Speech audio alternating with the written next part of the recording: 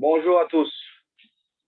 Je suis le docteur David Katalay, président de DDK Ministries Foundation, et j'aimerais vous souhaiter à tous la bienvenue au cours de cette réunion. Et avant de commencer, je voudrais que nous puissions observer une minute de silence parce que nous sommes éprouvés. Notre cadre, Mama Elodie, qui est au Katanga présentement, à Lubumbashi, a perdu sa grande sœur. Et nous voulons, en guise de soutien, de nous observer une minute de silence pour nous recueillir par rapport à ce qui lui est arrivé dans sa famille. Merci d'observer une minute de silence, s'il vous plaît.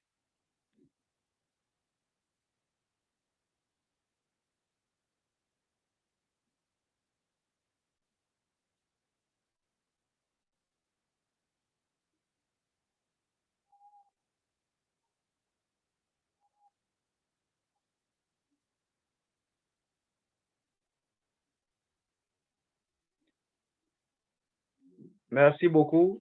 Et j'aimerais aussi profiter pour que nous puissions aussi, dans la même lignée, observer aussi une minute de silence pour toutes les victimes du Niragongo à Goma. Nous sommes toujours en train de pouvoir nous recueillir pour ces victimes et nous sommes toujours en train de continuer à nous mobiliser pour les venir en aide. Et nous pouvons aussi observer aussi une minute de silence pour toutes les victimes du Niragongo à Goma. Veuillez observer une minute de silence pour les victimes de Goma, s'il vous plaît.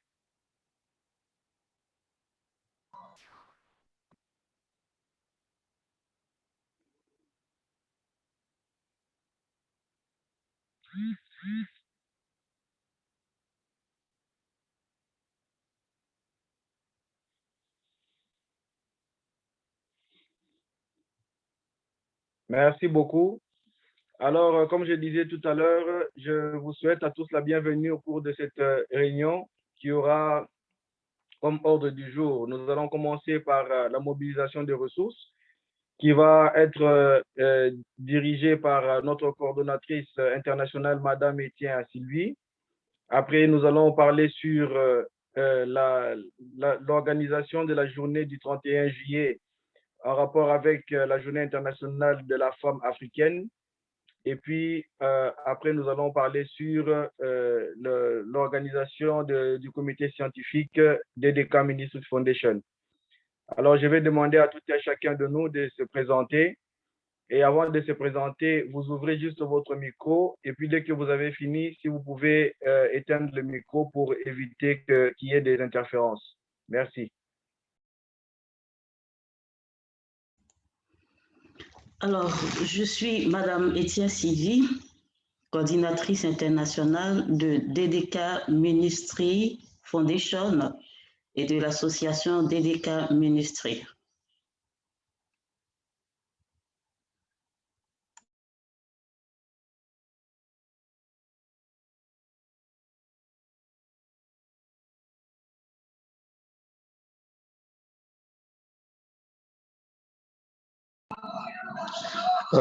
Pierre Moutamboué, président du comité scientifique, de la commission scientifique et président du comité sectoriel Lubumbashi Kipushi dans le Haut-Katanga.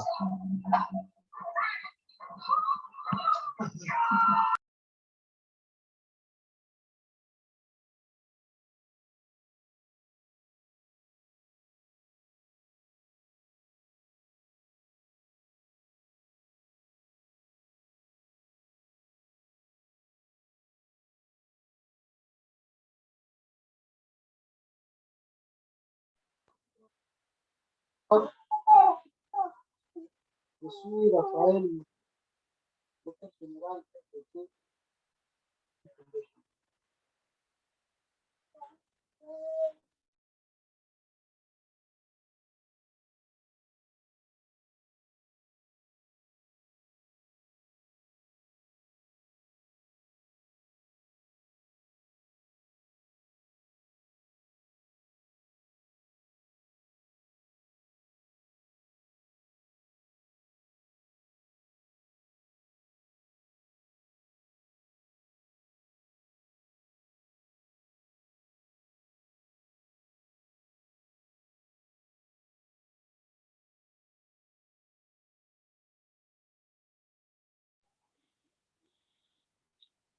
Est-ce que les autres peuvent se présenter aussi, s'il vous plaît, pour que nous puissions continuer?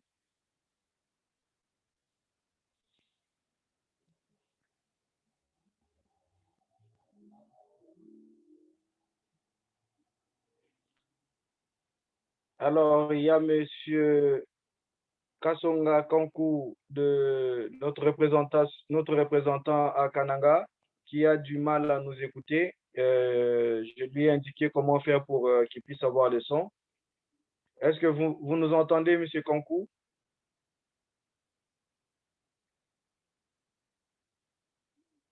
Est-ce que vous nous entendez?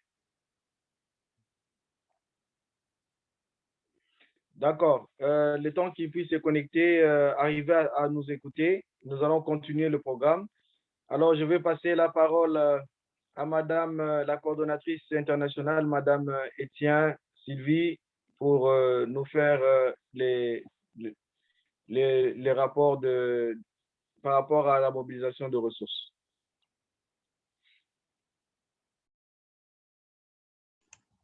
Merci, Président, pour la parole donnée.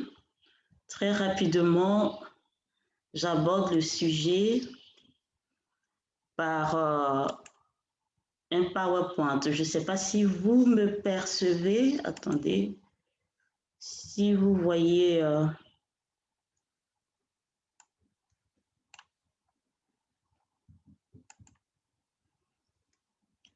vous voyez l'écran?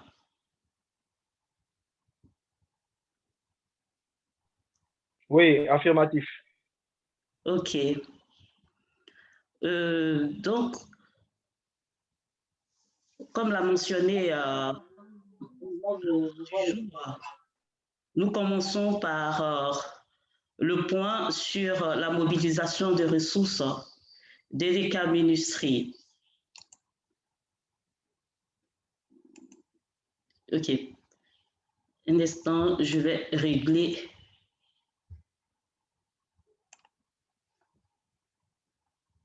Excusez-moi, parce qu'il y a des choses qui me gênent un peu. Là, c'est bon. Nous sommes une association, nous sommes une organisation et nous avons besoin de ressources pour fonctionner véritablement. Donc, c'est quoi mobiliser des ressources?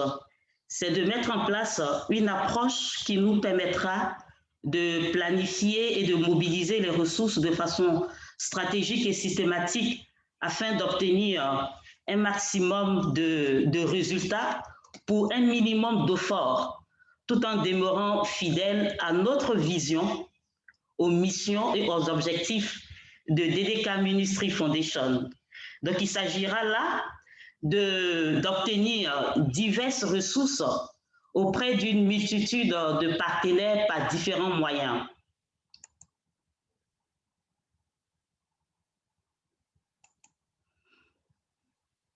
OK. Donc, développer une combinaison entre les ressources que je vais définir par la suite, les mécanismes et les partenaires ou fournisseurs de ressources. Mettre sur pied des stratégies ou des moyens afin d'attirer des partenaires fournisseurs de ressources. Et je vais vous expliquer ce que c'est que ces ressources dont nous avons véritablement besoin pour fonctionner. Établir des accords pour d'éventuelles collaborations dans le partage d'idées, de capital, de travail d'équipe pour atteindre des objectifs communs, sinon la mise en œuvre, le suivi et le bon fonctionnement et la croissance de DDK Ministry Foundation. Les ressources, c'est différentes sortes de choses nécessaires pour DDK Ministry Foundation. Donc, nous mentionnons les ressources humaines, excusez-moi, les ressources humaines, en parlant des bénéficiaires, parce que nous sommes une fondation pour faire du bien. Nos cibles premières sont les femmes veuves et les orphelins, et les femmes qui ont subi toutes sortes de violences sont nos cibles premières. Ensuite, nous avons les populations qui vivent dans la précarité, qui sont vulnérables. Donc, ces ressources humaines-là, d'abord, c'est les bénéficiaires, des adhérents, des volontaires et des bénévoles.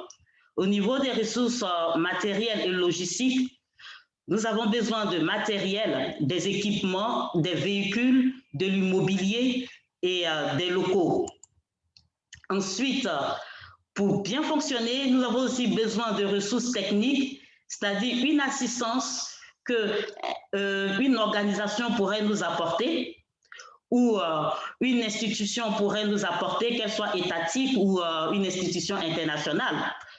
Une étude, une orientation, une concertation, un suivi. Et nous avons les ressources financières qui proviennent des fonds, des participations, des frais d'adhésion, des subventions, des crédits, des ventes à titre ou de produits d'activités génératrices de revenus. Je vais rapidement, après on aura le temps de s'expliquer sur ces points-là.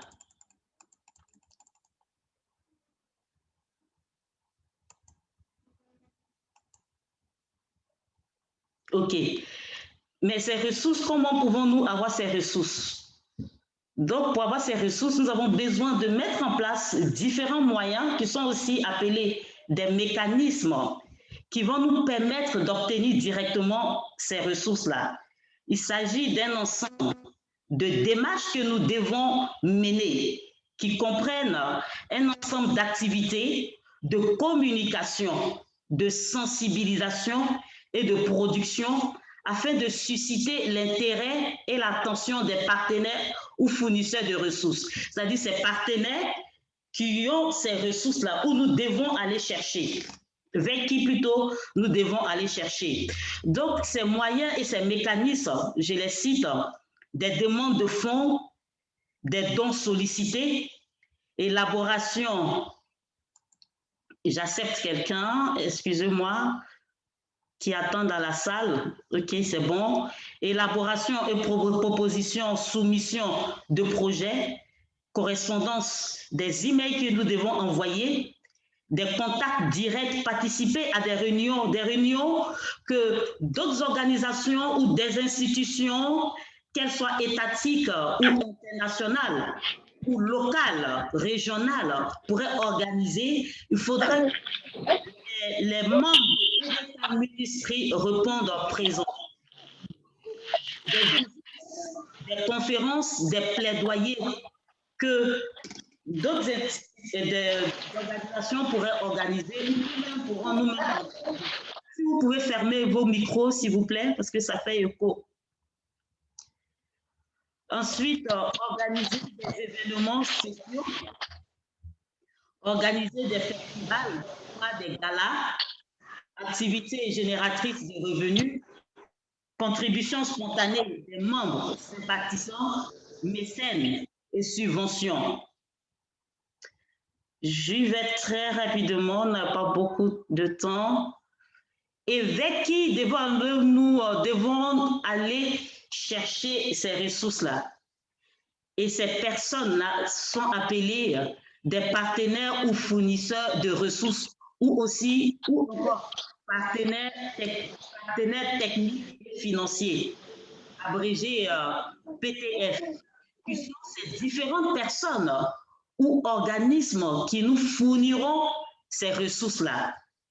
Ça pourrait être un partenaire technique, comme je l'ai mentionné dans les ressources, qui peut nous apporter, comment dirais-je, comment on appelle ça, une étude ou des idées.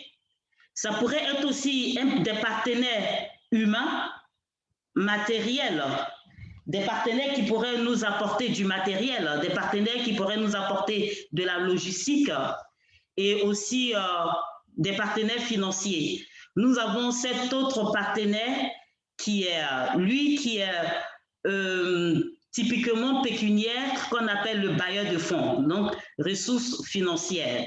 Et tout ceci pour établir des coopérations multilatérales, locales, régionales et internationales.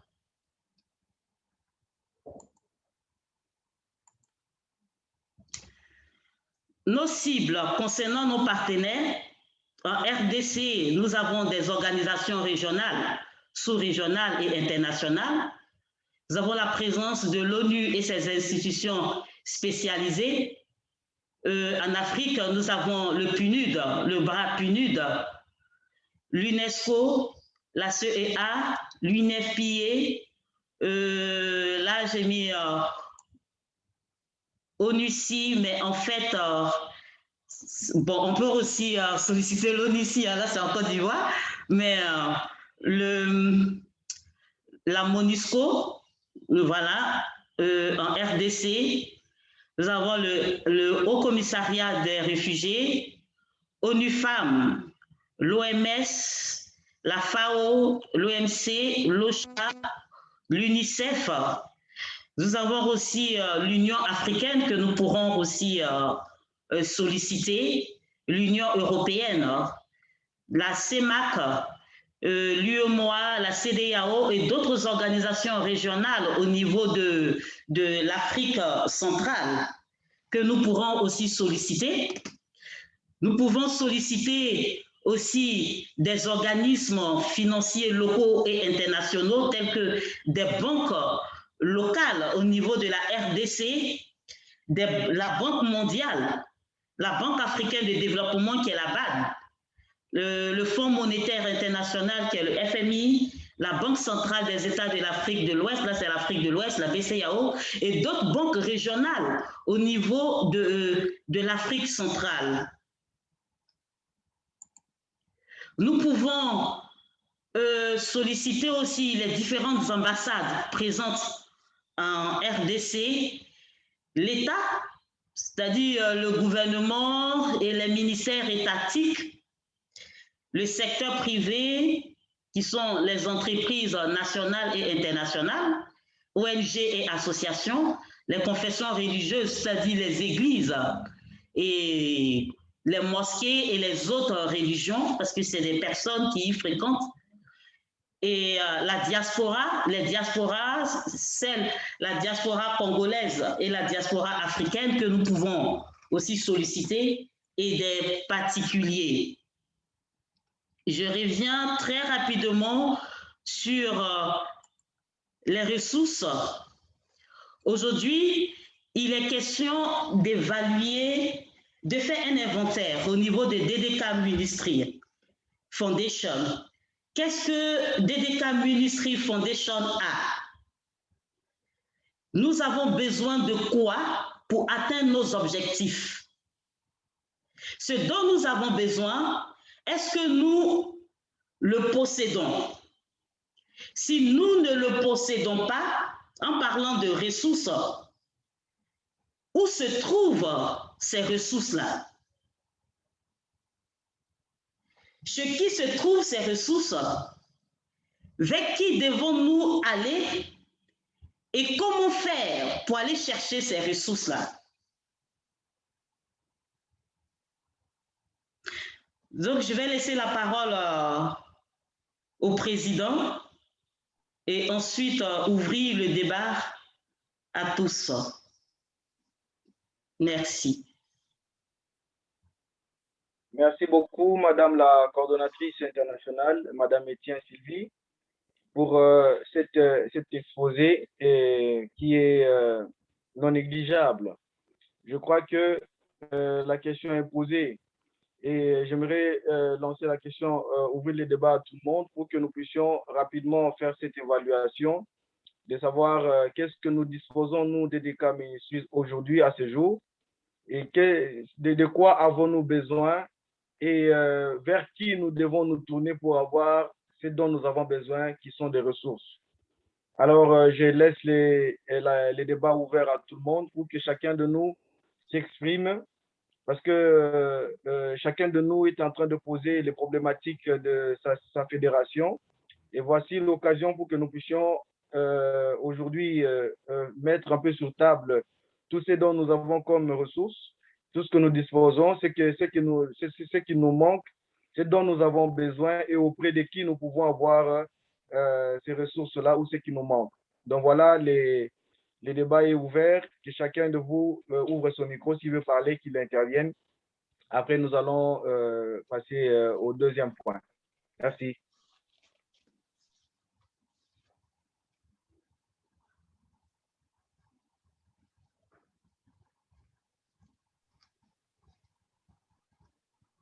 D'entrée de jeu, moi, je peux déjà dire que ce que nous avons aujourd'hui, DDK, nous avons des ressources humaines qui sont nos différents représentants et les présidents sectoriels et tous les cadres du comité scientifique. Eh bien, c'est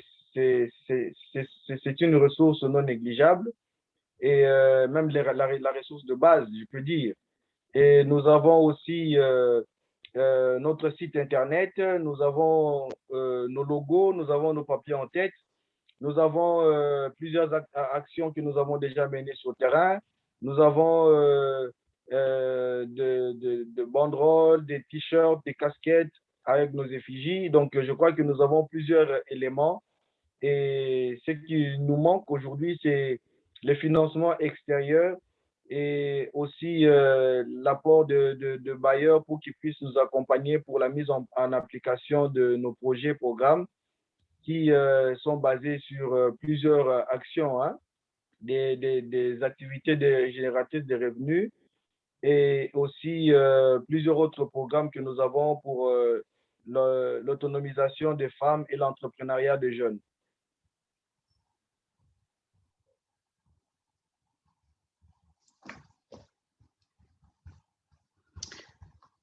Le débat est ouvert. Le président vient de nous relater les ressources dont nous disposons. Ces ressources-là sont-elles suffisantes pour atteindre les objectifs de DDK Ministry Foundation? Sinon, le débat est ouvert. Ce dont nous avons besoin au niveau matériel et logistique. Si tu peux enlever le plein écran, le partage d'écran pour qu'on puisse voir chaque personne qui veut intervenir. Merci. D'accord.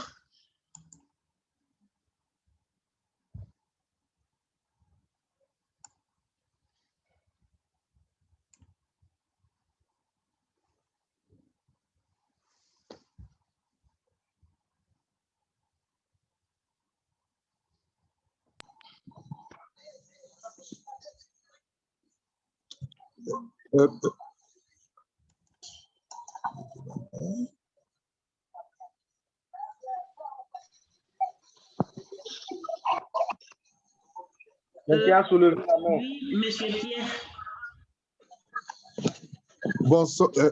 Bonsoir, Président. Bonsoir, Maman Sylvie. Et bonsoir, tous les amis des différents comités sectoriels et autres membres du comité scientifique. Je souhaite être le dernier à intervenir. Je ne sais pas si Raphaël nous suit parce que tout à l'heure, il a dit qu'il a des difficultés de connexion. Il n'arrive pas à nous joindre. Je ne sais pas non plus si Constantin, à partir de Kananga, et Jean, à partir de Mbandaka, peuvent s'exprimer. Je suis en train de faire l'effort de demander à nos amis de Kolwezi de pouvoir se connecter et nos amis de Matadi également.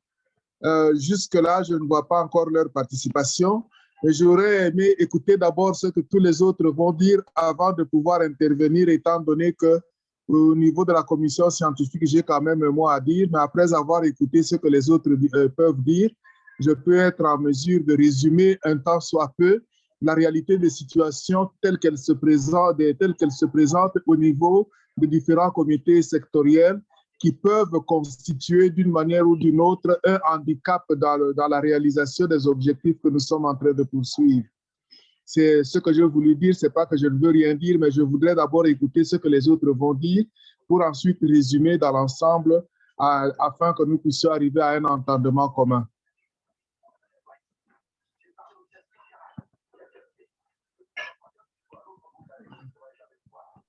Il faut ouvrir ton micro.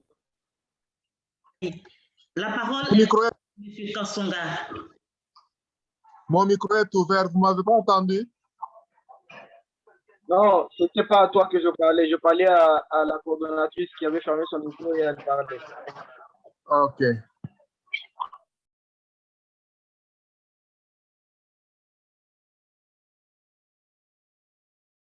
Vous avez la parole, Monsieur Kasonga. Votre micro est fermé. Vous pouvez l'activer?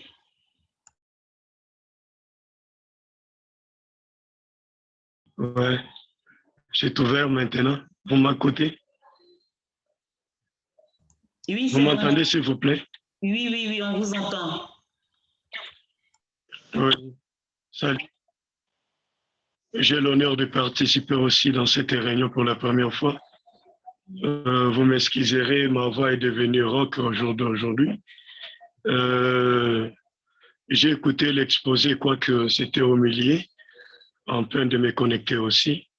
Mais en ce qui concerne les ressources financières et d'autres ressources humaines, et de ressources matérielles, les cours nationaux en est déjà énuméré. Mais pour arriver à attirer au moins les bailleurs de fonds, pour attirer les partenaires qui peuvent nous soutenir financièrement, nous accompagner dans certaines activités, tenant compte de notre vision, il nous faut, à partir de nos moyens propres, à partir de ce que nous avons comme apport local, faire des activités palpables, des activités qui se laissent voir, qui doivent faire l'écho pour que nous puissions arriver à attirer. Par exemple, les bailleurs qui sont ici, que vous venez de numérer FAO, si on a les champs, si on a au moins les activités, par exemple, de soutenir au moins les femmes violées pendant la période des Kamina Sapo, par exemple, ici, des chèques qui sont dans de riz, qu'on est en train d'aider avec certaines choses. Après un certain moment, on les laisse au moins retourner dans leurs habitudes. Donc, si on fait une activité durable, une activité qui va faire écho, même si nous ne parlons pas à la radio, même si nous ne parlons pas dans certaines dans des réseaux de communication, mais par rapport aux activités sur le terrain, par rapport à ce que nous sommes en train de mener, les bailleurs verront que nous sommes vraiment à l'aide de la population et nous avons besoin que notre population puisse aller de l'avant. À ce moment-là, nous verrons les bailleurs venir vers nous et non nous aller vers eux. Alors si c'est bien pour que la Fondation organise certaines activités à travers chaque secteur, chaque province, moyen local, si on dispose des champs. Par exemple, ici, nous avons la potentialité d'avoir au moins une ferme qui est laissée aussi comme ça, puisqu'on manque les moyens. Si on trouve à partir de deux cas ministries, on peut trouver l'appui des FAO, l'appui de la société qui est ici, qui distribue au moins des semences gratuitement, qui vient en appui des agriculteurs. Et si on forme aussi, on a les ateliers de formation des femmes mères, des femmes, des jeunes filles qu'on a enceintes, après un certain moment, on les a abandonnées par leurs maris. Ils sont nombreux ici sur cette ville, dont les soldats, les militaires ont enceinté. Alors, ils montrent comment nourrir leurs enfants et on crée une activité pareille. Les partenaires viendront et nous appuyer et nous allons trouver au moins de financement à grande échelle.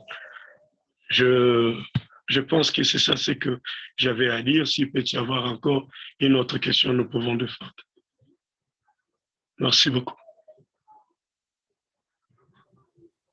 Merci, monsieur Kasonga. La parole est donnée à d'autres membres.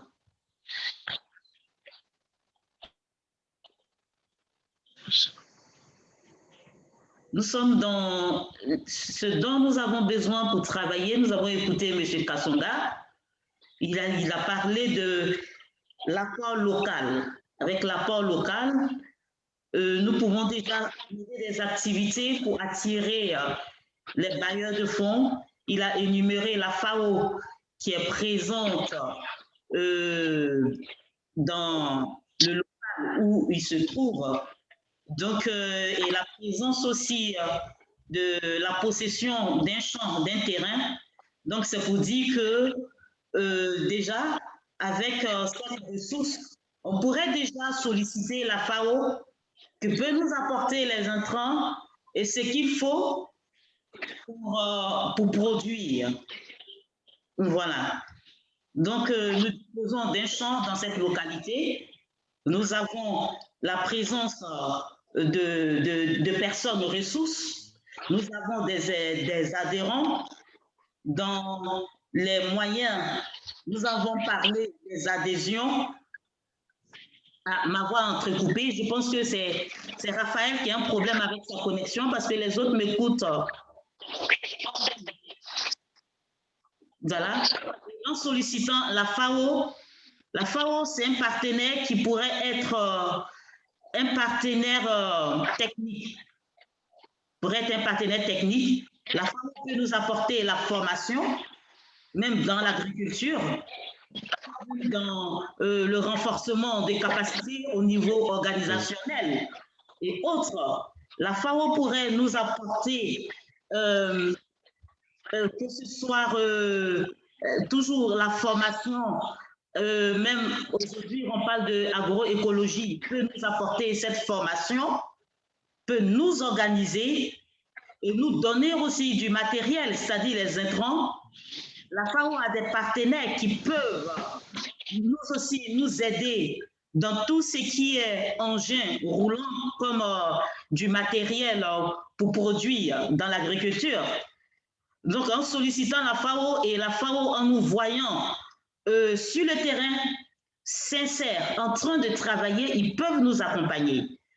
Même si d'abord, ils ne donnent pas de l'argent, mais déjà le matériel, la FAO pourrait mettre ce matériel-là, ces ressources-là à notre disposition, y compris les études. Et c'est très important de les approcher. Par quels moyens? Soit par des courriers, aller à les réunions et aussi les soumettre aussi des projets. Si quelqu'un a quelque chose à dire au niveau des ressources. Merci beaucoup, Madame la coordonnatrice. Et merci à Monsieur Kasonga de pouvoir participer enfin. Je crois que j'avais donné, on avait vu avec le président du comité scientifique qu'on devait essayer de nous faire connaître et des stratégies que nous avons mis en place pour nous faire connaître. C'est les papiers en tête qu'il a envoyés à chaque représentant. Et sur nos papiers en tête, il y a notre site Internet. Notre site Internet dans lequel il y a, ça reprend toutes les activités que nous avons menées pour montrer que ça fait des années que nous sommes dans l'humanitaire et nous avons réalisé plusieurs actions et plusieurs activités.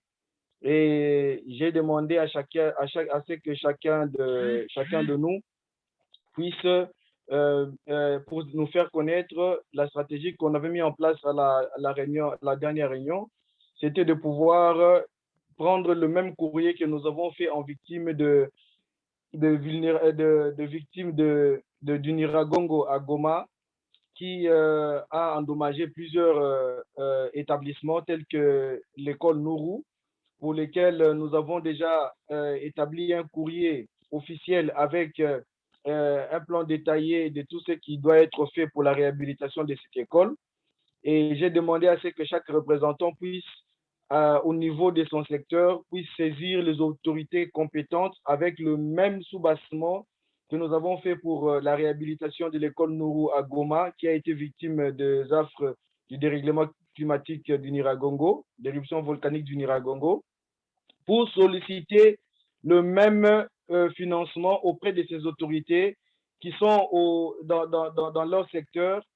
La question n'est pas de pouvoir attendre d'eux quelque chose, mais la question c'était de pouvoir nous faire connaître, qu'ils sachent que nous existons.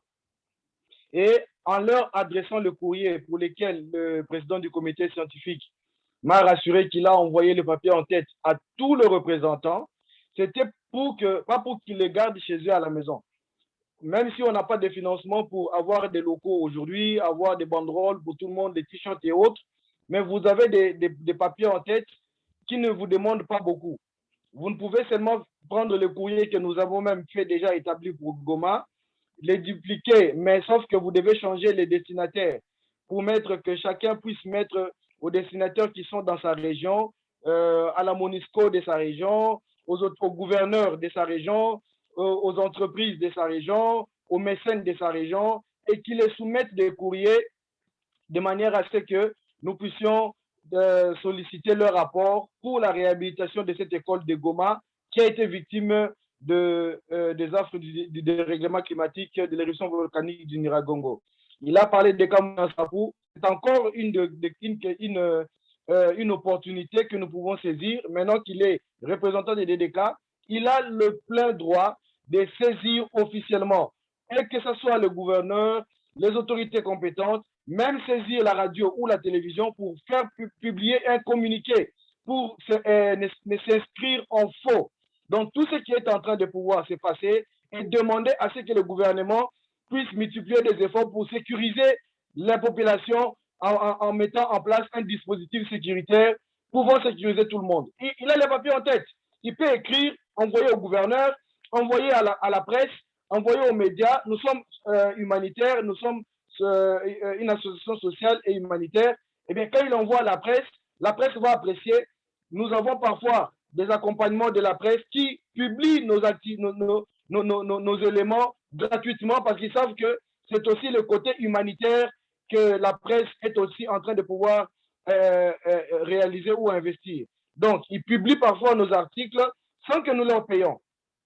Et ça nous permettra, ou ça vous permettra, de vous faire connaître auprès de la presse, des médias de vos circonscriptions, auprès des autorités de vos circonscriptions, auprès des mécènes et des députés, des sénateurs qui sont dans vos circonscriptions. Eh bien, ce sera une stratégie pour vous faire connaître. Envoyez-les un courrier de demande de soutien pour la réhabilitation de l'hôtel Nourou qui a été victime de l'éruption volcanique du Nyiragongo, qui était connu et qui est aujourd'hui, qui fait encore pignon sur rue et qui est connu sur le plan international. Donc, c'était ça la stratégie que nous avons adoptée la fois dernière. Et le président du comité scientifique a reçu mandat, mission de vous communiquer à tous les courriers que nous avons faits, type courrier de Goma, pour que vous puissiez les appliquer dans vos circonscriptions, mais en sollicitant l'apport ou le financement des autorités compétentes qui sont chez vous et aussi des partenaires tels que la MONUSCO, la FAO et toutes les autres organisations qui sont chez vous. Donc, voilà un peu ce que nous avons décidé la fois dernière. En attendant, bien sûr, que nous puissions avoir le financement pour que nous puissions lancer les activités, les AGR que nous avons mis en place, les programmes sur l'autonomisation des femmes et l'entrepreneuriat des jeunes. Et nous sommes en train de pouvoir justement courir derrière ces partenaires pour avoir ces financements. Et nous sommes tous appelés à pouvoir nous mobiliser pour saisir ces instances internationaux. Merci. Merci, Président. La parole est donnée à un autre membre.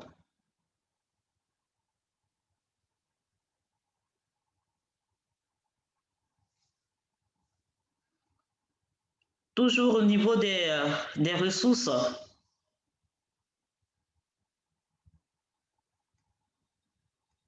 et de mécanismes que l'on pourrait adopter pour avoir ce qu'il nous faut, ce dont nous avons besoin pour atteindre nos objectifs.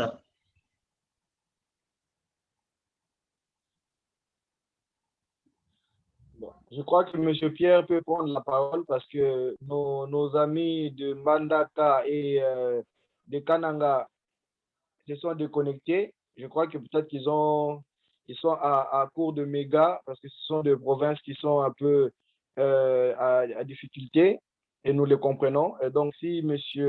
Raphaël n'a pas un mot à dire. Alors, M. Pierre peut intervenir, comme ça nous allons rapidement terminer.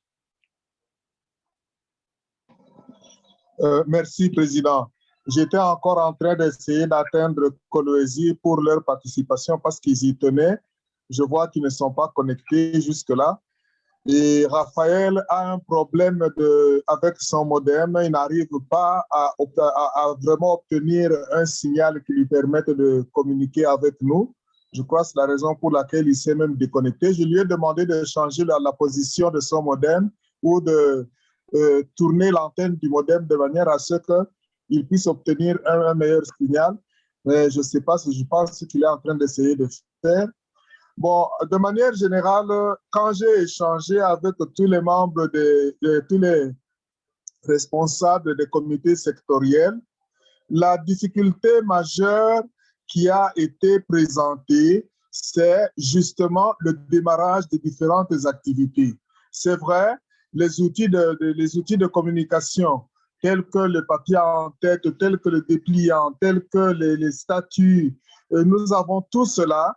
Mais au niveau des différents comités sectoriels, étant donné que ce sont de nouvelles structures qui viennent de s'implanter, ils n'ont pas encore eu la possibilité de mobiliser des membres qui pouvaient adhérer et contribuer pour que la structure sectorielle puisse commencer à mener des activités localement.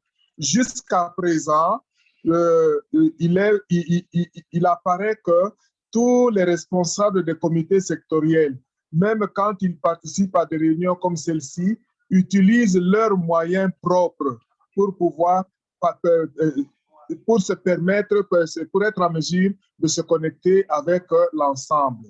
Donc, ce qui fait que les ressources humaines sont là, les ressources matérielles sont déjà là à travers ce que la coordination internationale a mis à disposition, mais pour les autres ressources, les ressources financières, n'ayant pas encore été en mesure de mobiliser des membres adhérents qui peuvent contribuer les fonds à travers les frais d'adhésion et à travers leurs contributions mensuelles ou des contributions spéciales, il est difficile pour chaque structure sectorielle de pouvoir s'auto-prendre en charge. Ce qui fait que face aux exigences immédiates du moment, il leur est carrément difficile de pouvoir répondre à la demande. Nous avons vu l'expérience avec Kinshasa, où Thierry s'est retrouvé en difficulté.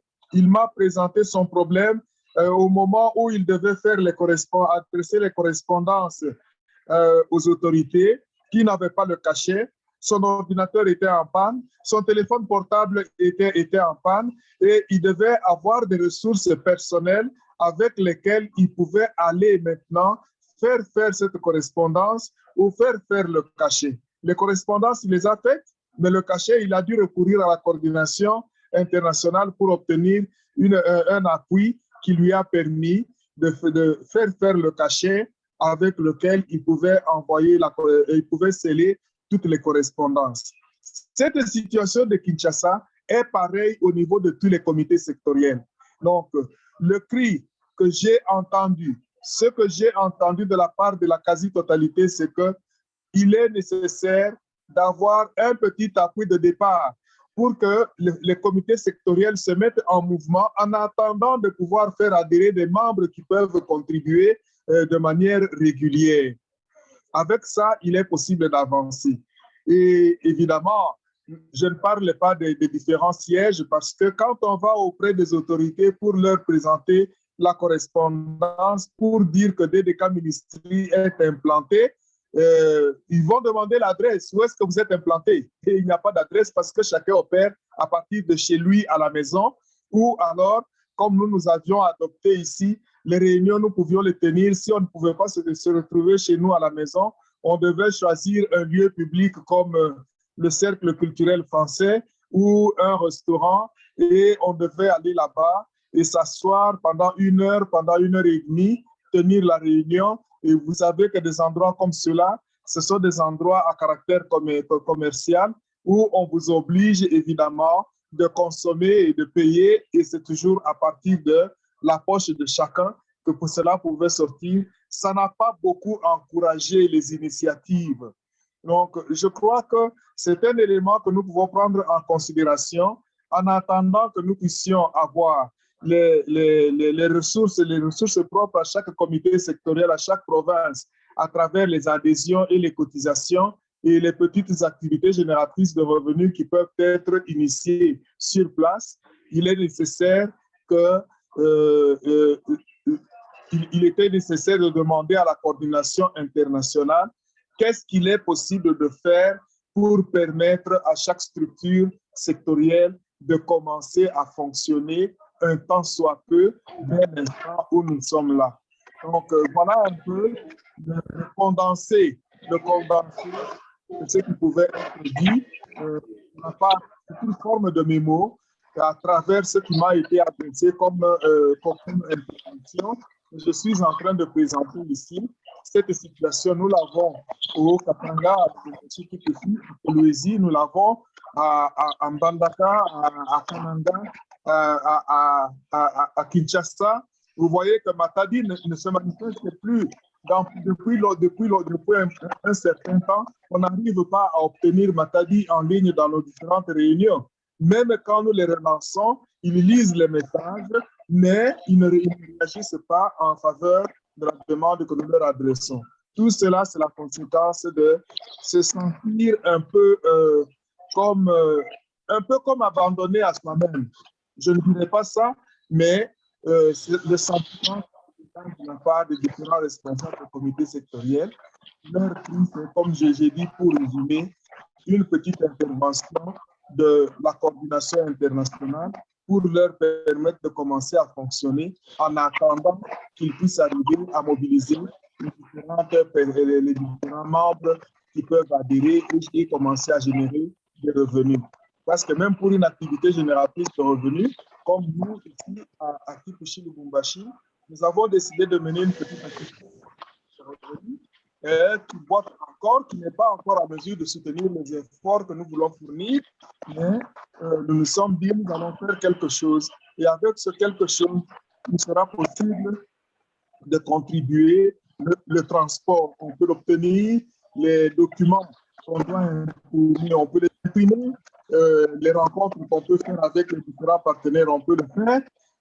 Et donc, il faudrait que maintenant Kolwezi est en train de réfléchir quel genre d'activités ils peuvent entreprendre à leur niveau à partir de leur cotisation personnelle, de leurs fonds propres.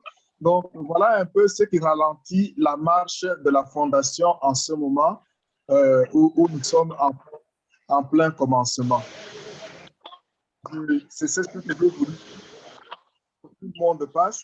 J'entends parce que quelqu'un va évoquer cette question qui m'a été soumise par un certain nombre d'entre eux et qui relève aussi du constat personnel.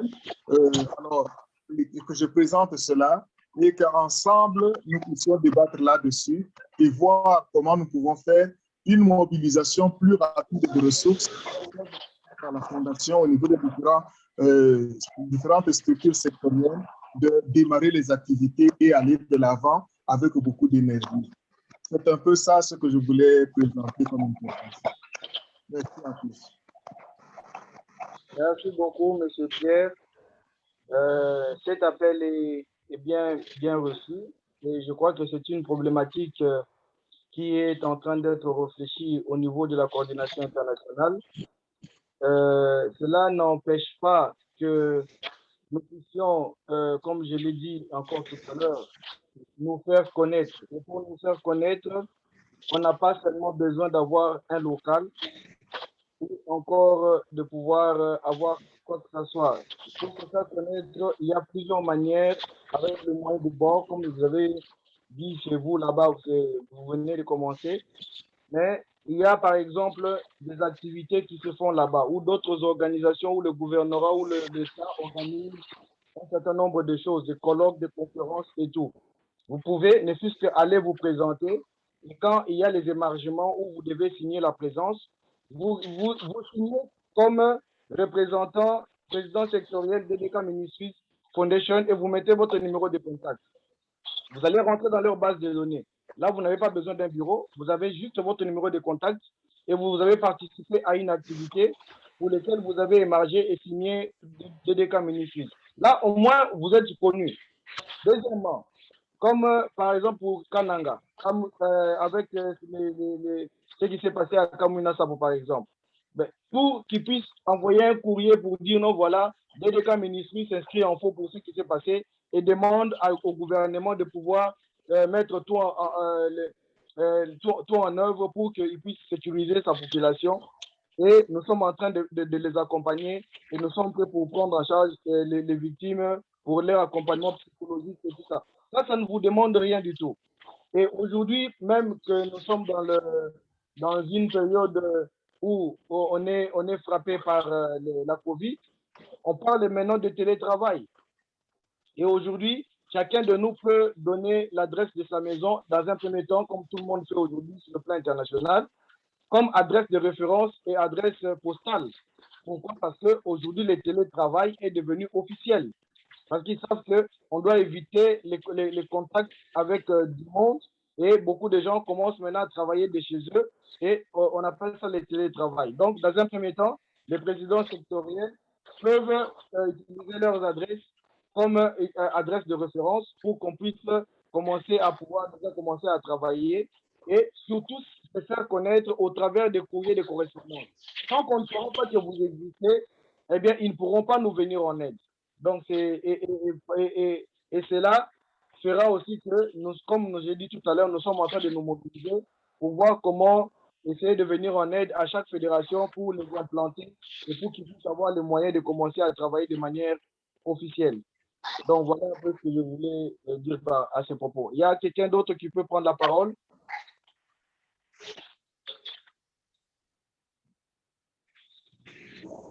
Il y a Monsieur Raphaël, comme il ne peut pas s'exprimer, je lis ce qu'il a écrit. OK.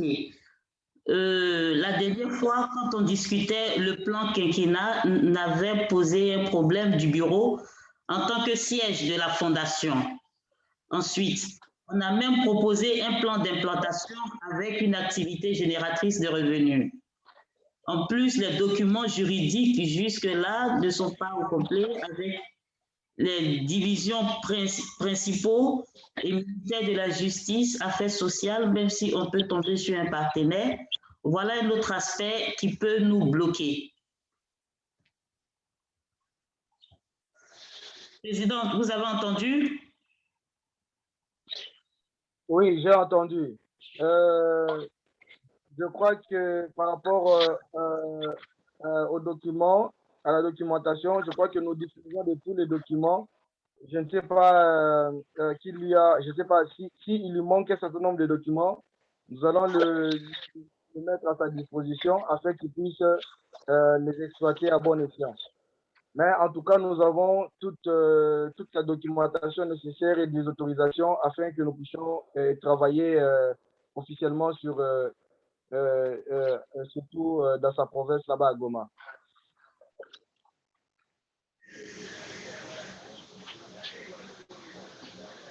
Ok, très rapidement, si il peut y avoir une autre intervention parce qu'il y a le temps qui court.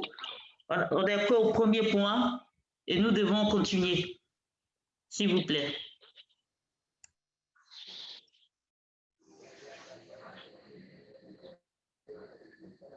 C'est qui Techno Spark 5R?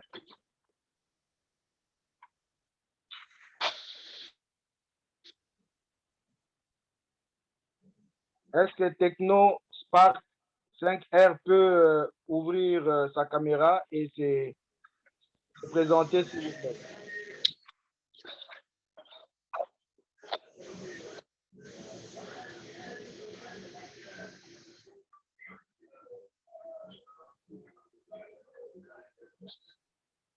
Bon, cela, si elle nous écoute pas, je ne sais pas. Alors, nous allons passer au deuxième point sur l'organisation de la Journée internationale de la femme africaine du 31 juillet. Et À cette occasion, le DDK Ministry Foundation et Smile Africa, le DDK Ministry, organisons par rapport à cette journée, il y a notre représentante de Jemaï qui m'écrit une box.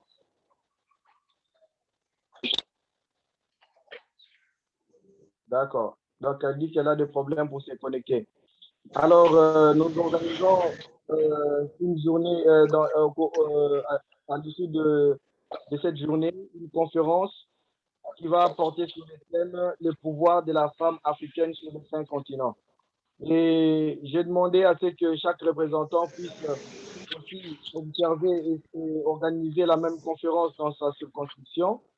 Et étant donné que nous allons le faire en présentiel pour ceux qui vont être présents et aussi en ligne, en Zoom, alors nous allons vous communiquer les liens Zoom pour que chaque représentation puisse aussi tenir la même conférence.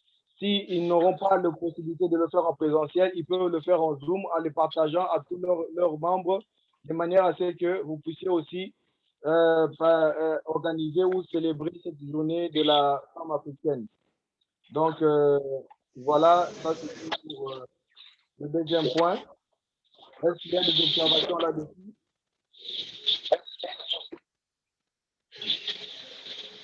Je pourrais prendre la parole, Président? Oui, vas-y. Alors, donc, c'est toujours dans le sens de l'organisation pour la Journée internationale de la femme. Ce que je voulais dire, c'est de se saisir de toute occasion, surtout les dates de commémoration, comme moyen pour mobiliser des ressources. C'est très important et c'est ce que le président fait. Et non seulement ça, la Journée internationale de la femme africaine, c'est une journée pour nous, selon, comment dirais-je, nos objectifs à Ministry de permettre l'autonomisation de la femme. Là, nous devons nous impliquer, mais de façon significative. Déjà, nous approprier ce programme et qui a une portée, une dimension internationale. Nous nous approprions ce programme et au niveau des différents secteurs de DDK, Ministry, en RDC, envoyer des courriers aux organisations internationales, je pourrais dire sous tutelle, ces organisations plutôt de tutelle qui s'occupent de l'autonomisation de la femme. Des institutions étatiques comme le ministère de la Femme, approcher de grandes organisations qui sont dans l'autonomisation de la femme, qui parlent de la femme et de la famille, et leur apporter des courriers, les envoyer des courriers. C'est bien pour DDK Ministry parce qu'au niveau des personnes ressources, nous avons des experts. Voilà, nous avons des personnes de qualité. Même il ne serait-ce que élaborer un TDR en rapport avec l'autonomisation de la femme et soumettre cela à ces organisations. Et en même temps, les inviter à ce que nous sommes en train d'organiser. Pourquoi ne pas s'associer à ces organisations-là pour organiser cela? Voilà un peu ce que j'avais à dire, Président. Merci beaucoup, Madame la coordinatrice.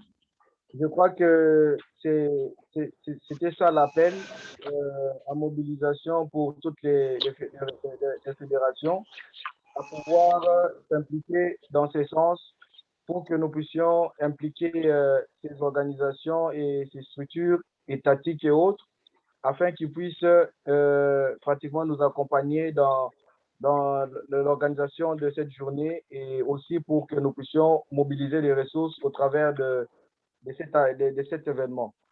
Donc, l'appel est lancé à tout le monde de pouvoir s'impliquer pour que nous puissions saisir des autorités compétentes, le ministère de de la femme et pour que aussi et des autres organisations et les cibles que nous avons ciblées tout à l'heure afin qu'ils puissent nous accompagner et aussi nous permettre de pouvoir réussir ces grands événements dans cette grande journée. Est-ce qu'il y a une autre observation? Président, il y a M. Raphaël qui a écrit quelque chose. Je peux lire puisqu'il n'arrive pas à parler. OK. Nous participons dans les réunions organisées par la communauté humanitaire, organisées en province et surtout, je lisais sur l'objectif d'apparaître sur la cartographie des acteurs humanitaires, mais tout cela doit partir de quelques actions déjà entreprises sur le territoire. Cela nous amène à ne pas être participants simples, mais actifs puisqu'on aura la matière. Bon, je ne sais pas si c'est bien compris ou s'il doit être plus explicite dans son idée. C'est très bien compris et je crois qu'il a raison. Nous devons déjà avoir amené des actions et à être présents sur le terrain. C'est ce que j'ai dit à tout le monde. Et ces actions, nous les avons déjà. Et nous avons déjà réalisé plusieurs actions sur le terrain. Et d'ailleurs, lui-même, il est au courant que la semaine dernière, il y a eu un de nos partenaires qui a bien voulu nous venir en aide aux femmes, aux veuves de Goma, en leur donnant un certain nombre de vivres pour qu'ils puissent au moins se prendre en charge. Mais je crois que si cet homme-là a dû se tourner vers nos structures de Goma, c'est parce qu'il a eu écho de ce que nous avons fait et de nos actions, et il a jugé utile de nous venir en aide tant soit peu avec quelques vivres qu'il est venu déposer auprès de la vice-présidente. Et le secrétaire général lui-même devait être là, mais ils n'ont pas pu se convenir pour qu'il soit là présent. Mais je crois que c'est sur base de nos actions, justement, que nous avons eu ce genre de retour. Mais nous devons continuer avec des actions, plus d'actions sur le terrain et être plus visibles. Et surtout, comme j'ai dit, vous avez déjà quelques outils de ce que nous avons déjà, le papier en tête, exploitez-le. Écrivez, demandez même des salles. Quand vous dites que vous n'avez pas de locaux, vous avez le droit, le pouvoir de demander, de solliciter des salles ou encore des bureaux. Vous pouvez vous abriter, des locaux pour vous abriter comme des bureaux au gouvernorat, auprès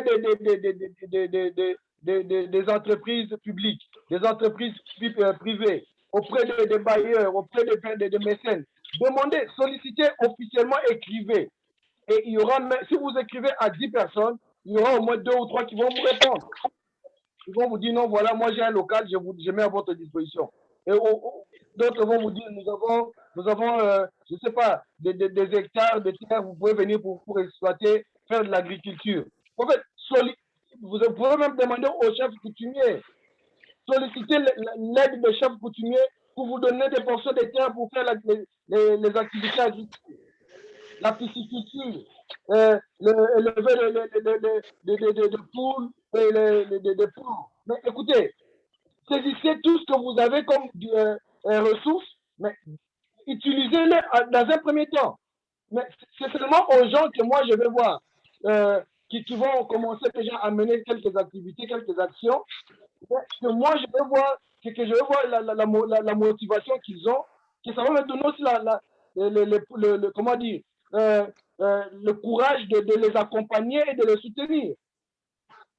Donc ça aussi c'est une autre vérité.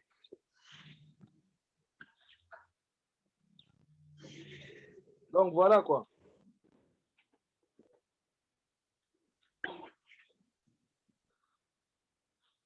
Est-ce qu'il y a une autre observation?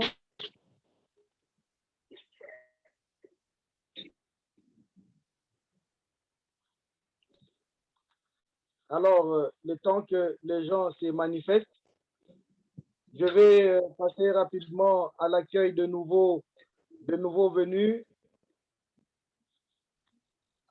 Et je vais passer la parole à toutes les personnes qui viennent de nous rejoindre qui n'ont pas pu se connecter à la fois dernière à la réunion, de pouvoir ouvrir leur micro, se présenter et nous dire où ils se trouvent, de manière à ce que nous puissions les recevoir officiellement.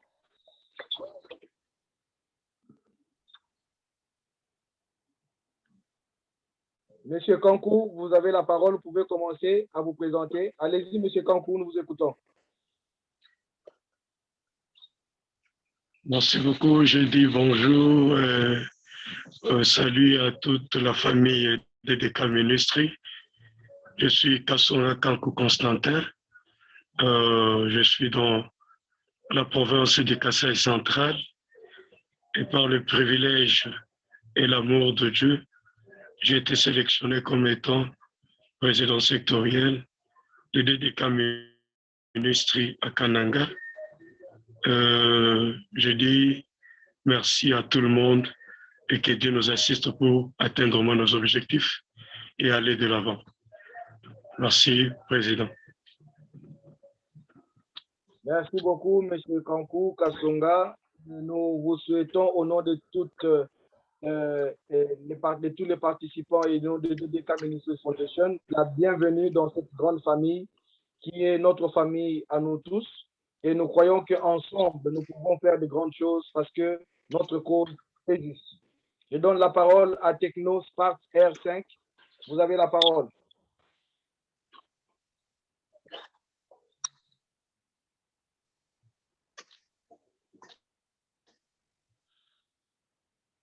Si Techno Spark 5R peut ouvrir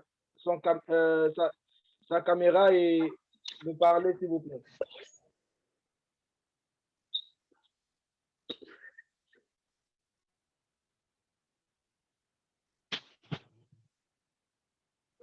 TechnoSpark 5R.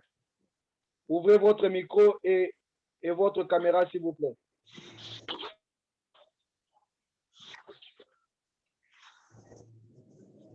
D'accord. Comme ça, nous passons rapidement à M. Jean Abombo Akinagala, s'il peut ouvrir son micro et sa caméra pour qu'il puisse se présenter.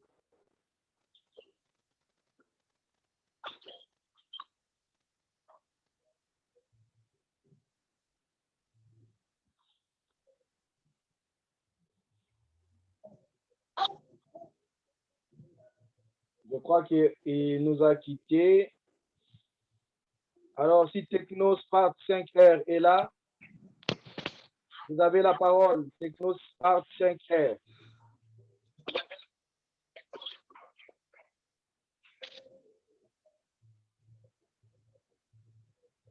Irène, vous avez la parole, TechnoSpark 5R. Ouvrez votre micro et vous avez la parole.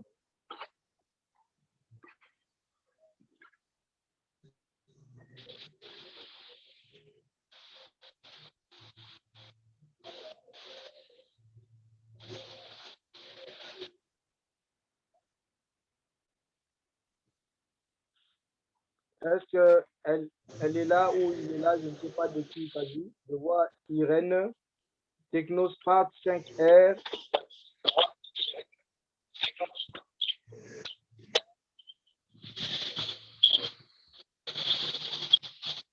D'accord. Comme la personne n'arrive pas à se connecter, j'aimerais souhaiter la bienvenue à tous.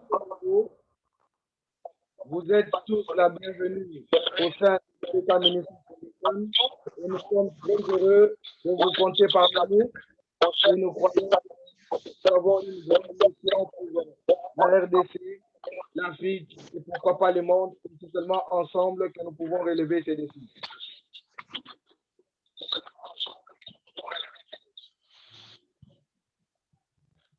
Est-ce qu'il y a autre chose à ajouter?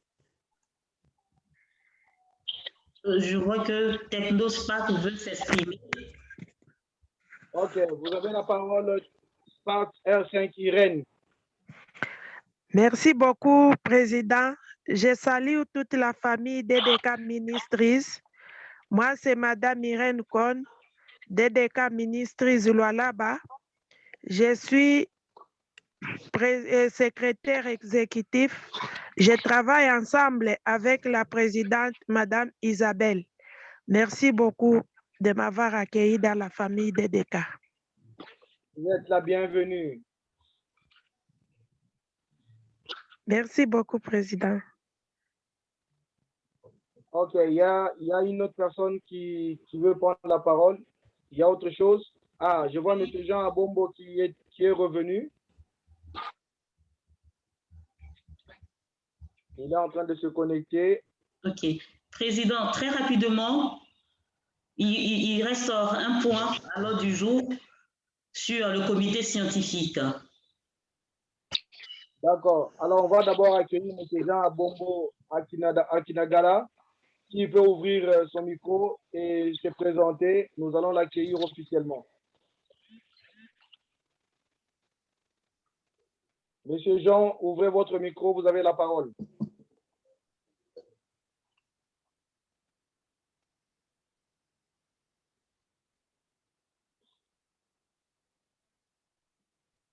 D'accord, vous avez la parole, Madame la coordinatrice, le temps qu'il se connecte bien.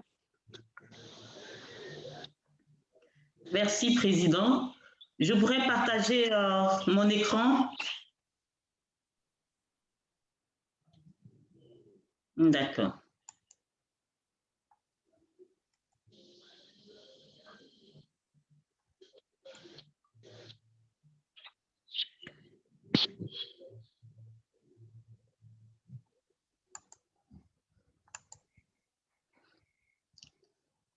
Je ne sais pas si vous percevez l'écran.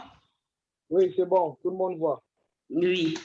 Le dernier point, il s'agit du comité scientifique. Nous avons un président de comité scientifique extraordinaire. Vraiment, une personne ressource de qualité. Mais à lui seul, il ne peut pas tout faire. Il a eu près d'une semaine de maladie, je pourrais dire. Et on a eu comme l'impression que tout s'est arrêté. Et cela n'est pas normal pour nos objectifs si nobles. Donc pour cela, au niveau de la coordination internationale, nous avons réfléchi avec le président et nous avons, après analyse, trouvé qu'il était bien de structurer ce comité. Pour l'instant, on est en train de travailler sur certaines choses, mais à la longue, nous allons avoir un travail si immense, si gigantesque. Et pour cela, on doit vraiment bien faire asseoir ce comité-là. Alors, donc au niveau de la structuration, nous avons trouvé, bon, ça sera ouvert, on va discuter par rapport à ça. Nous avons pensé au sein du comité scientifique de mettre une commission de réflexion et rédaction. Cette commission va dégager les grandes lignes. Quant à nos événements, tels que la JIFA, la Journée internationale de la femme africaine, cette commission, faisant partie du comité scientifique, pourrait déjà dégager un TDR par rapport à ça. Et tout ce que nous faisons doit avoir une portée au niveau de la communication, au niveau de la sensibilisation et de la production.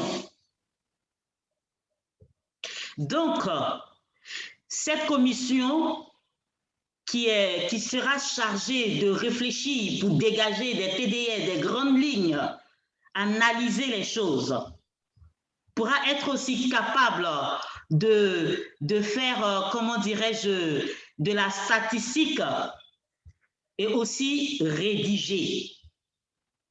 Donc, au niveau de la RDC, nous comptons sur le président, M. Pierre, et toute l'équipe là-bas, et le président, le docteur Katalay, pour pouvoir trouver les personnes qui pourront être dans cette commission. Nous regorgeons de personnes ressources de qualité, des experts de qualité au sein de DDK Ministries.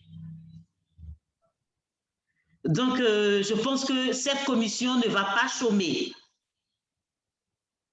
En deuxième point, nous avons la commission finance, mobilisation de ressources.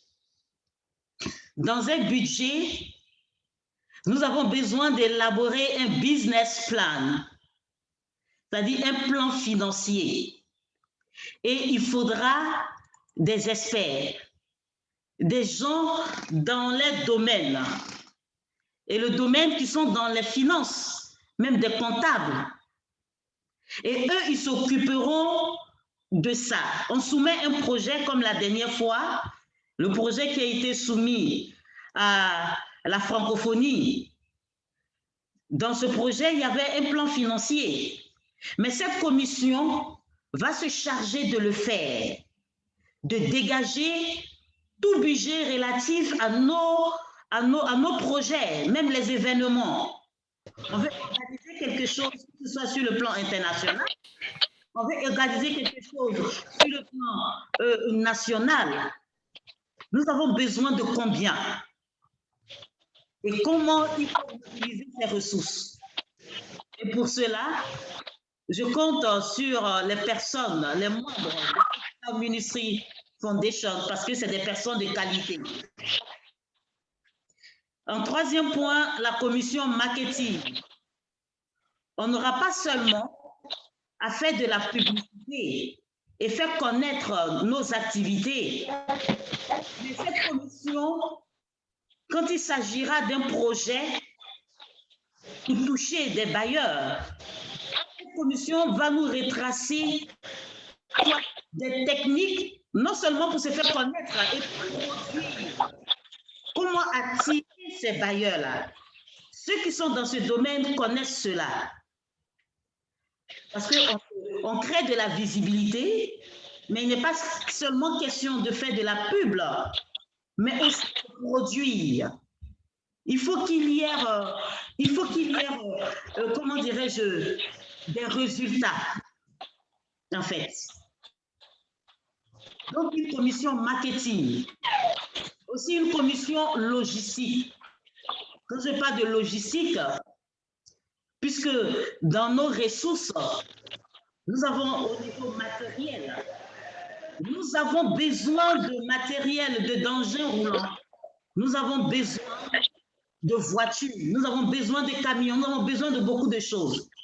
DDK a plein, y compris les projets déjà que vous avez déjà élaborés et qu'on doit aussi élaborer dans le futur.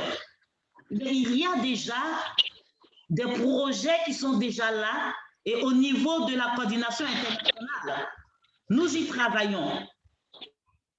Nous y travaillons. Donc, nous avons besoin d'engins roulants, nous avons besoin, comme l'a énuméré certains membres locaux, nous avons besoin de tout ceci. Et la commission logistique a le domaine, selon le domaine de compétences de tout un chacun, pourra nous mettre des stratégies pour atteindre ces objectifs-là, pour avoir tout ceci dans nos projets. Je prends un exemple. On organise la JIFA. Pour la JIFA, on a besoin de local pour les différents secteurs. On a besoin d'affiches. On a besoin de communication. Cette commission pourra réfléchir. Comment on pourra obtenir un local? De qui partir? Et comment l'obtenir? Avec l'appui des autres commissions, même la commission marketing. Et on va le faire ensemble. Nous-mêmes, on fait partie de ces commissions-là. Moi, je vais faire partie de la commission réflexion et rédaction, même aussi de finances et même d'autres commissions pour soutenir M. Pierre, qui est notre président du comité scientifique.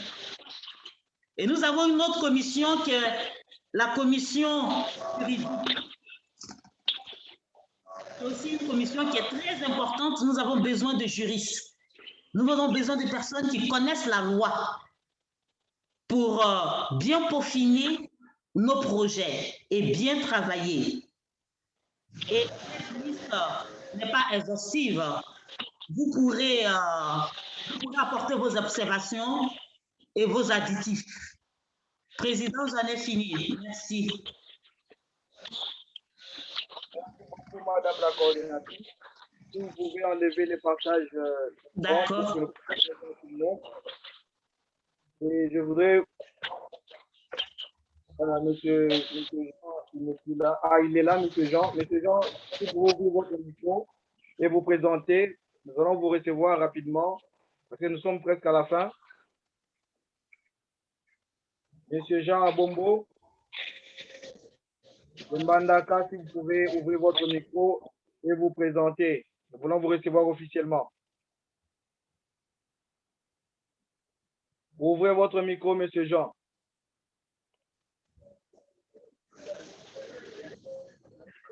Voilà, madame la coordinatrice a présenté les bureaux, les propositions du bureau du comité scientifique pour suppléer à M. Père, qui est notre président du bureau du comité scientifique, afin que nous puissions capitaliser et renforcer le travail qui est fait et que nous puissions arriver à atteindre nos objectifs. Et j'aimerais aussi vous informer que je suis en train de pouvoir faire les démarches pour que DDK Ministries Foundation obtienne le statut ECOSOC des Nations Unies. Donc, si tout va bien, vous allez bénéficier du statut de l'ECOSOC des Nations Unies. Et pourquoi je suis en train de pouvoir me battre pour avoir ce statut? C'est pour vous permettre à vous tous de pouvoir avoir facilement les visas et venir participer à des conférences que nous organisons sur le plan international, que même les Nations Unies sur le plan international, que ce soit à Genève, aux États-Unis, en France, en Belgique, en Allemagne, en Grande-Bretagne et partout dans le monde.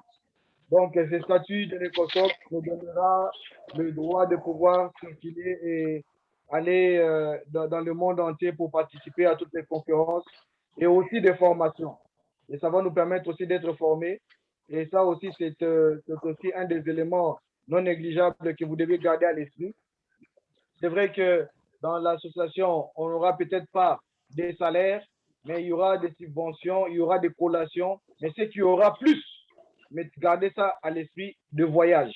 Alors ça, il y aura des voyages pour tout le monde. Et les voyages que nous négocions sont des voyages qui sont pris en charge, billets, restauration, séjour et tout. Donc, c'est pour ça que je suis en train de me battre pour avoir le statut ECOSOC, pour vous permettre à vous tous d'être épanouis, de pouvoir aller rencontrer d'autres personnes dans le monde entier et aussi vous permettre d'avancer dans la vie. Nous sommes une grande famille et nous sommes là pour nous soutenir les uns les autres. Monsieur Pierre, vous avez la parole, vous la demandez depuis tout à l'heure. Président, je voulais juste signaler que si vous me voyez disparaître de temps en temps, c'est parce que je suis en communication avec Madame Rose Amboudjimaï, qui est en train de chercher à se connecter, mais n'arrive toujours pas à le faire. Elle n'arrive même pas à accéder à la salle d'attente. Pourquoi vous me voyez disparaître? Et ensuite, je voulais juste demander à Maman Sylvie de nous demander à tous de vous applaudir pour cette initiative d'adhésion à l'ECOSOC, parce que si nous pouvons obtenir ce statut ECOSOC, beaucoup de portes pourront s'ouvrir. Je voulais revenir à quelque chose, ce que Constantin avait dit tout à l'heure à propos des projets d'agriculture. Je suis moi-même un animateur de FAO, où j'ai reçu la formation comme encadreur de champs école producteur dans le cadre spécialement de la lutte de la gestion intégrée, l'atelier légionnaire d'automne Vous connaissez que cette chenille détruit énormément de cultures, notamment le maïs, le riz, tout ce qui est semé, même la pomme de terre, même la tomate. Donc, j'ai le statut de formateur à ce niveau là-bas. D'ailleurs, très prochainement, nous pourrons obtenir quelques intrants. Les intrants que nous pouvons obtenir de FAO, c'est justement les intrants comme pour la lutte contre les légionnaires. On peut avoir le matériel agricole, le matériel aratoire, et on peut avoir une petite quantité de semences qui peut permettre de créer un champ école producteur. Mais quant aux moyens beaucoup plus grands, il va falloir alors mener une action beaucoup plus intense, plus importante, pour qu'à travers FAO, nous puissions trouver des partenaires d'appuyer afin d'obtenir cet accompagnement dans le cadre des activités d'agriculture. Je suis sûr que dans toutes nos provinces, partout où nous avons des communautés, la possibilité de pratiquer une agriculture de qualité et capable de produire en quantité est là. Cette possibilité existe. Même nous, ici au Haut-Katanga, dans le Lualaba, tout cela fait partie des projets que nous avons élaborés dans le cadre de l'autofinancement et l'autoprise en charge. Donc, nous essaierons de voir dans la mesure du possible comment FAO peut nous accompagner, que ce soit au Kasaï ou au Katanga ou partout où on peut arriver, ils peuvent arriver à mener des actions, comment nous pouvons arriver à obtenir quelque chose qui peut aider à accompagner nos activités d'agriculture et d'élevage. Donc, encore mes applaudissements, Président, pour l'initiative EcoFOC. Merci beaucoup.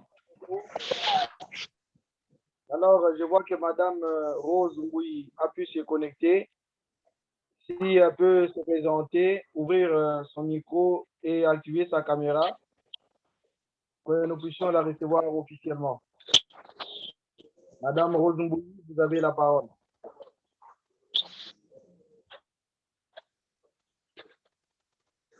Vous avez la parole, Madame Rose Mboui.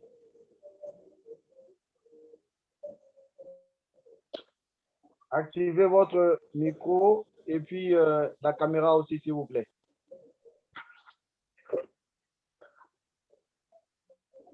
Je vois monsieur ou madame Kaoumba, je ne sais pas c'est qui, si elle peut ouvrir aussi sa caméra et son micro et se présenter.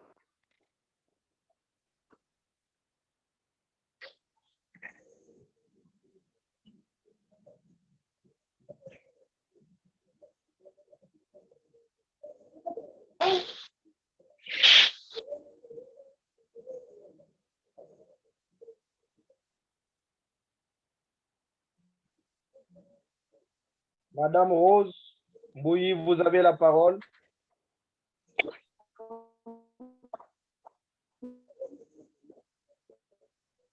Allez-y, on vous écoute. Vous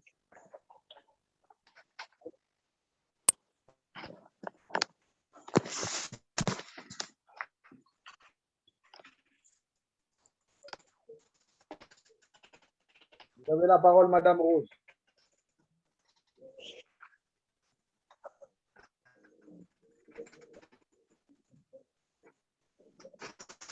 Madame Rose, elle est en Boudjoumaï. Vous avez la parole, Madame Rose. Allô? Oui, on vous écoute.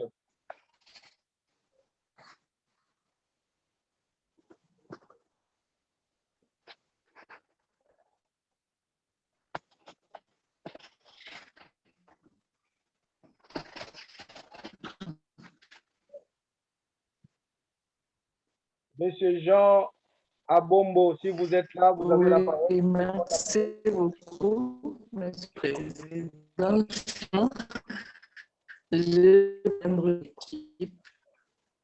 Je n'ai pas suivi la. Bon, au fait, il y a des choses sur les tweets, dont on est en train de réfléchir sur les différents donc tout ce qu'on était en train d'identifier,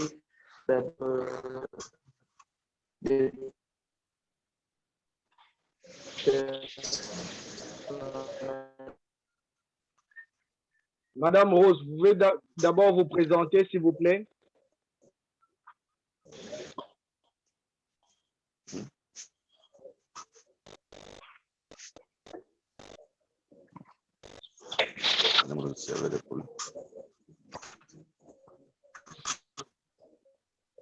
Bon, Monsieur Jean, vous pouvez prendre la parole en attendant que Madame Rose règle son problème technique. Bonsoir, Monsieur le Président. Bonsoir. Bonsoir. Oui, bonsoir. Présentez-vous. Ok, je suis vraiment en retard. Monsieur Jean Abombo, Ambandaka. D'accord. Nous vous souhaitons la bienvenue. Jean Abombo, Ambandaka. Je ne sais pas si... Oui, on vous entend très bien. Nous vous souhaitons la bienvenue au sein du DDK. Ok, nous avons un problème.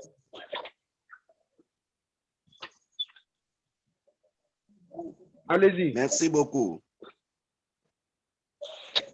D'accord. Je suis vraiment en retard en réunion. Il y a un problème de... Ok, vous êtes tout excusé. Alors, si Madame Rose est là, elle peut prendre la parole. Elle n'est pas là. Est-ce que Monsieur ou Madame Kaoumba est là? Il peut prendre la parole. Oui, oui, je m'excuse. Il y a un problème de... Hein?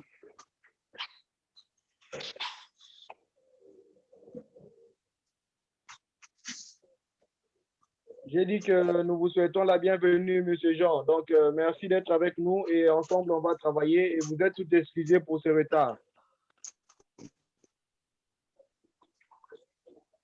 Fabrice Ngoma, vous avez la parole, présentez-vous. Oui, merci beaucoup.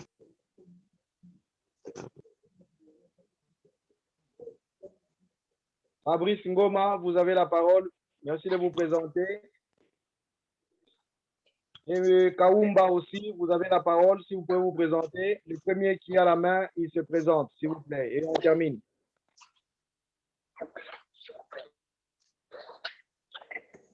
Kaoumba.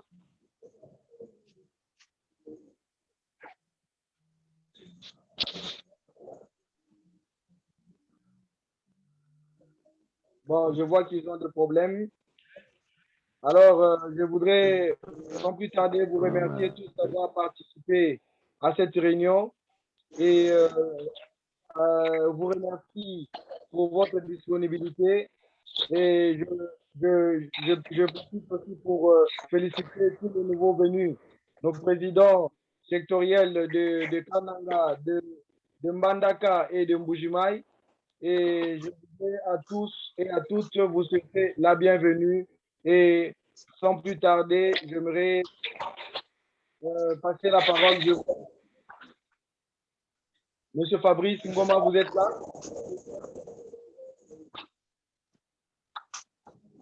Voilà, il n'est pas là. Donc, je lève la séance de cette réunion et je déclare close cette réunion. Bonne soirée à tous et à la prochaine. Bonsoir, Président. Merci beaucoup. À la prochaine. Bonsoir, Président. Merci.